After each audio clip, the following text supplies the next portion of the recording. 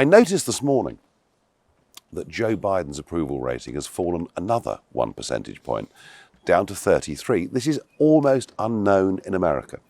Yeah, it's appalling.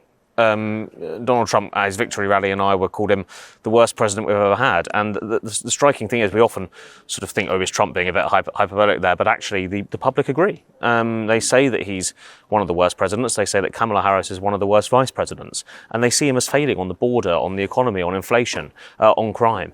And they also think he's too old for the job. We asked US voters to give one word to sum up how they felt about Joe Biden. And they used the word old, and then they followed that with incompetent. And it's pretty hard to move that. And say what you like about Trump's age, it's not too similar. It's not too dissimilar from Joe Biden's. But as we saw at his victory speech, he's not stumbling around. He's got that sense of strength behind him, and voters see that.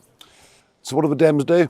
Well, I think it's too late for them. I think. Do you? I at least through the primary process. I think the Democrats will. They can't get rid of Joe Biden now. He's on the ballot. Dean Phillips is opposition. They're not making a big enough impact. It's possible that by the time of the convention that they could move on him, but I can't see that happening in the Democrat ranks. I can only see it happening if Joe Biden and Dr. Jill, his wife, sit down and go, actually, Joe, let's not do this. Otherwise, I think he's the nominee. And then we're into a race where no doubt Trump is at the advantage, but there's one big unknown, which is these court cases. So far, they've firmed up Donald Trump, but they could well, if he ends up with a conviction, or even possibly a jail sentence, however crazy it might sound, then that could blunt Trump's support. I did a focus group in New Hampshire with Republican supporters, quite pro-Trump supporters, a couple of months back. And they were very pro-Trump, going to vote for Trump, blah, blah, blah. And when I asked, what if he ends up being convicted? What if he ends up in prison?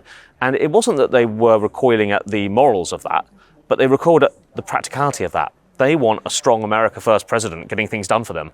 And they just said, how's that possible in prison? So maybe Trump can change that perception, but that's the big game changer. If that doesn't happen, then there's no doubt that Trump is going in as the real strong favourite in November. James, thank you. Well, got to tell you guys, it is not going to be boring here in 2024. That is for certain.